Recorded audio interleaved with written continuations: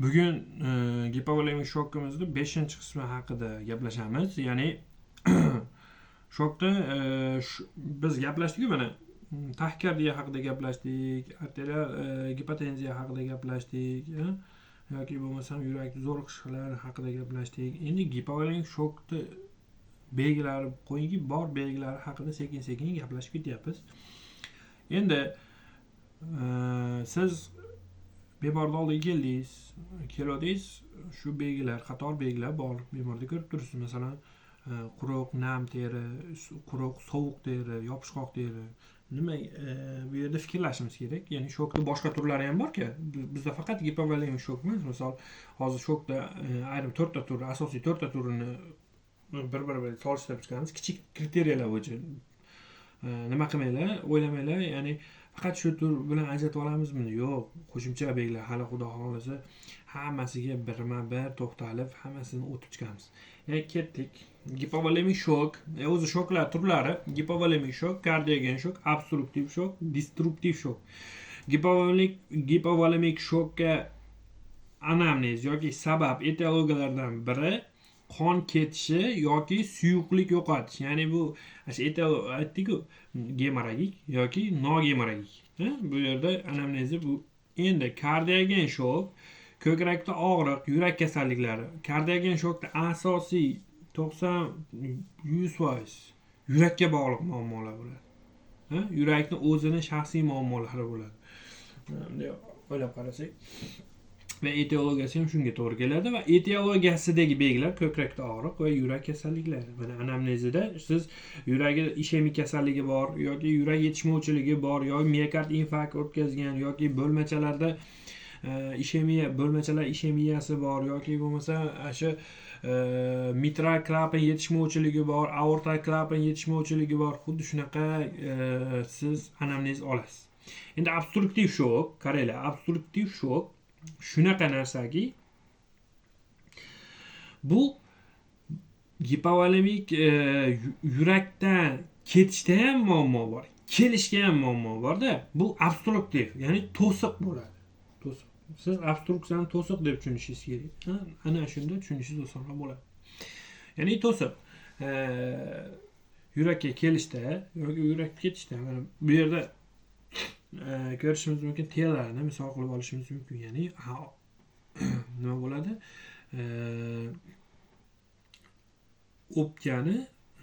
O'pka arteriyalarining tromboemboliyasi. Bu yerda bunda nima bo'ladi desangiz, bunda qonni perfuziyasi o'pkadagi qonni perfuziyasiga tromb tiqiladi, qon tomiriga tiqiladi va u yerda shunday bo'ladiki, bunda o'pka arteriyasida tiqilgan-ku, o'pka arteriyasida tiqilgandan keyin nima bo'ladi? Bu yerda yurak zo'riqadi.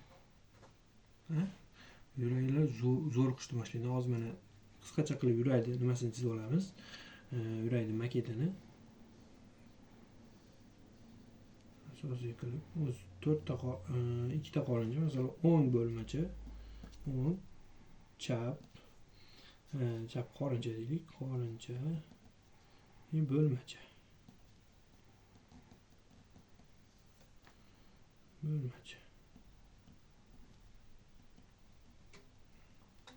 Endi qaranglar, chap qorinchadan qon nima bo'ladi? Chap qorinchadan aorta chiqadi. Aorta chiqadi. Nima bo'ladi? Tanaga boradi, to'qimalarga boradi. To'qimalarga borib, bu yerda aylanib kelib, yuqori va pastki kavak venalarga aylanadi.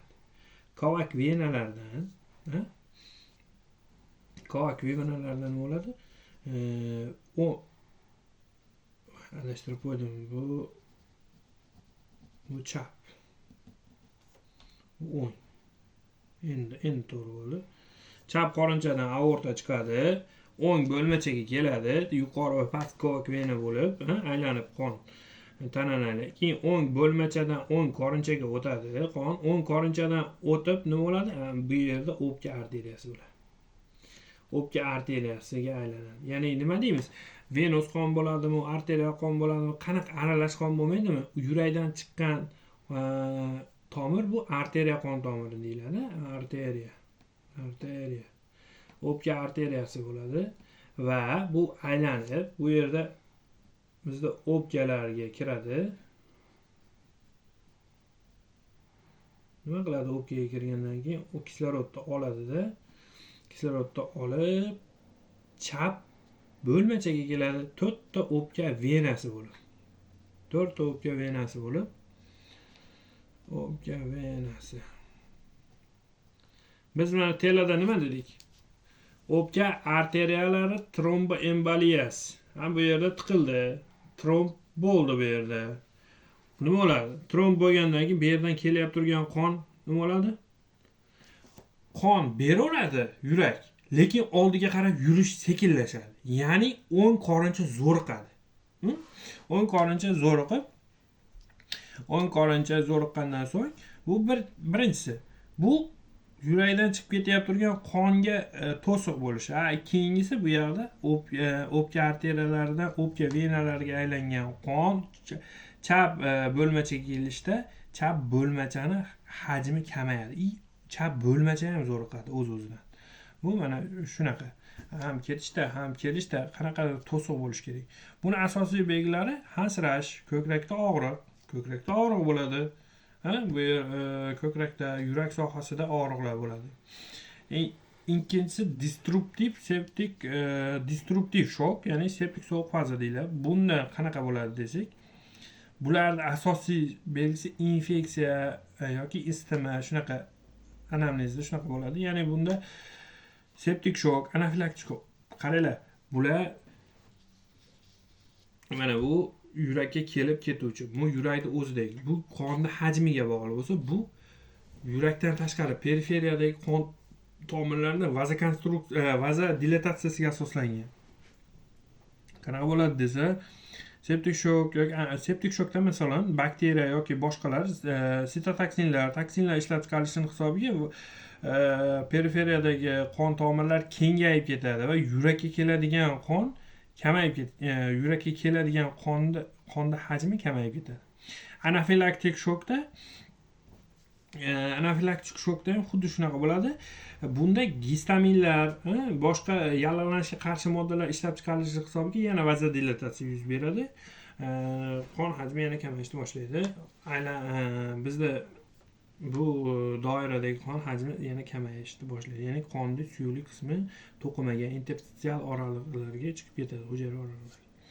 Endi bo'yin venalari, bo'yin oldi yuklama ko'rsatkichi degan, bo'yin venalari oldi yuklama ko'rsatkichi. Bunda gipovolemiyada hajmni kamaygani hisobiga kollaps holati bo'shashgan bo'ladi. Kardiogen shokda bo'rtgan, ya'ni bu yerda yurak oshiqcha zo'riqqanligini hisobiga bo'rtgan bo'ladi. Bunda hajm kamaymaydi. Obstruktiv shokda ham bu umuman bo'yin venalari bo'rtgan holatda, chunki aytdik-ku, to'siq bo'lgandan keyin hajm kamaymagan, qiyinlik bilan o'tkazadi. Shuni hisobiga bular o'ta bo'rtib turadi. Odatda bo'shashgan destruktiv nimada ham hajm kamayadi, nisbatan hajm kamaygani hisobiga. Endi gipovolemik shokda tiniq nafas oladi. Bunda qon hajmiga bog'liq bo'lganicha o'pkaga bog'liq emas. Nam xirillashlar, kardiogen shokda nam xirillashlar va o'pka shishi. Ya'ni o'pka shishi nimani hisobiga kelib chiqadi desak, kardiogen shokda shunaqa bo'ladiki, mana misol aytaylik, asosan miokard infarktda bo'ladi-da. Miokard infarktda bo'ladigan bo'lsa, mana chap qorincha miokard infarkti bo'ldi deylik. Yurak chiqarib beradigan qon kamayadi. Yurakda otish hajmi kamayib ketganligini hisobiga bu yerdan chap qorinchadan nima chiqadi? Tanaga aorta chiqadi. Aorta chiqdi. Aorta chiqib, mana ham tushuntirib ko'raver. Aorta chiqib yana aylanib keladi. Yuqori pastki kavak venalar bo'lib, bu yerdan qon endi kam chiqyapti. Qon kam chiqsa nima bo'ladi? Qaranglar. Bo'lmacha yaxshi ishlab turibdi. 80 qon kelyapti. Lekin bu yerda chap qorincha yaxshi ishlamaslik hisobiga 60 qon chiqyapti. O'rtada razlika 20 bo'lyapti. 20 bo'libdi. Mayerda endi qaranglar, o'pka venalarida 4 ta o'pka venasi keladi-ku. Shu yerda endi mana bu venalarda qon turib qoladi. Qon turib qolishi bu yerga ham ta'sir qiladi, o'pkani o'zida. O'pkada qonni qanchadir miqdorda 20 ml, bu 20 ml agar bitta qisqarishga nisbatan oladigan bo'lsak, bu 70 marta qisqaradi. 1 minutda 80 marta qisqaradigan bo'lsa, tahkardagina hisobiga 120 marta qisqaradigan bo'lsa,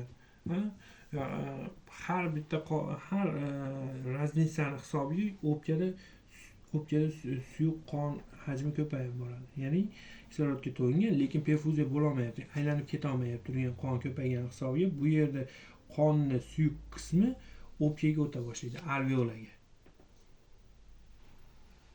Alveolaga o'tadi, suyuq qismi o'tib to'lishni boshlaydi va o'pka shishi yuzaga keladi. Endi keyingisi obstruktivda aytdik, to'siq, pnevmotoraks bir tomonda eshitilmaydi. Pnevmotoraks bo'lsa bir tomonda eshitilmaydi. Любой to'siq bo'lsa hisob, bu shok. Shokni yurakka bog'liq bo'ladimi, boshqa narsaga bog'liq bo'ladimi, obstruktiv to'siq bilan bog'liq. Keyingisi destruktiv shokda ORDS rivojlanmasa, ya'ni o'pka respirator distress sindromi. O'tkir respirator distress sindromi bo'ladi.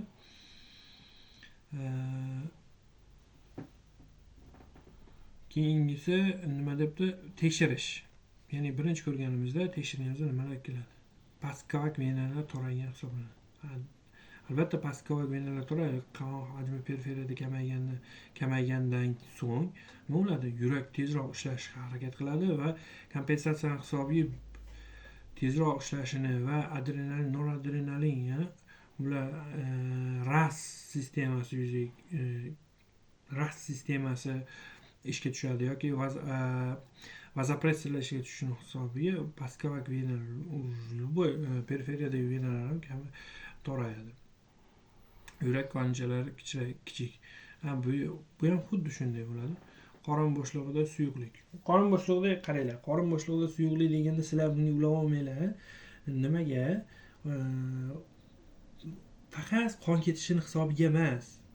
Tasavvur qiling, asidni o'zi ham gipovolemik shokka olib kelib qo'yadi.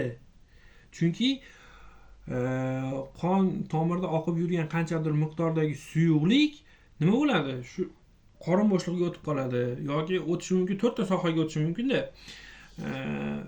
Perikardial bo'shliqqa o'tishi mumkin, qorin bo'shlig'iga o'tishi mumkin, UZIda ko'radigan, eng tez ko'radiganimiz, hepatorenal bo'shliqqa o'tishi mumkin, splenorenal bo'shliqqa o'tishi mumkin yoki qop usti sohasiga suyuqlik to'planishi mumkin.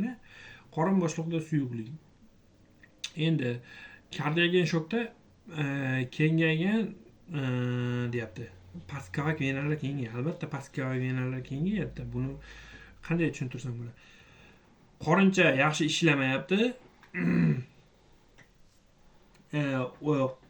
Qorincha yaxshi ishlamagani hisobiga bu yerda o'pka venalari dimlanadi. U o'pka venalarining dimlanishi o'pka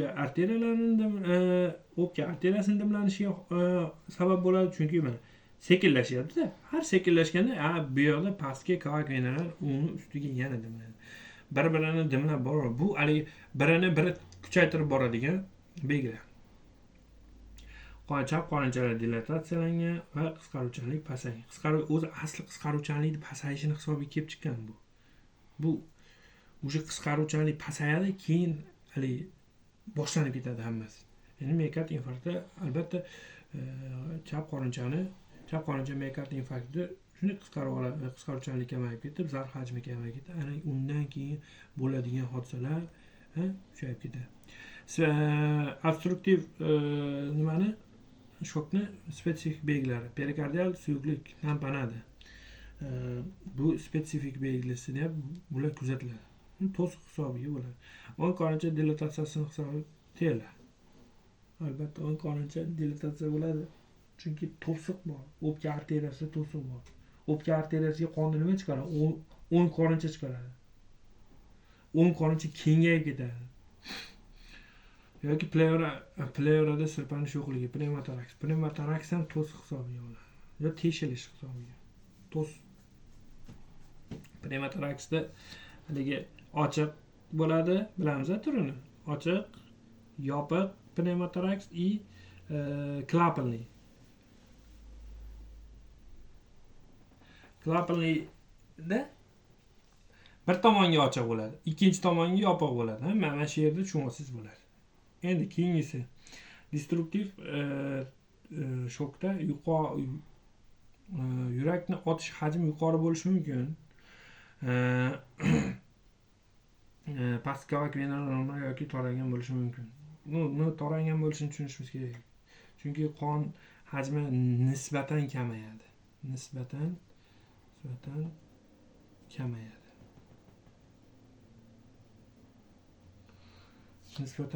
Chunki bu gipovolemik shok asosida bo'lmas, asosida infeksiya yotadi.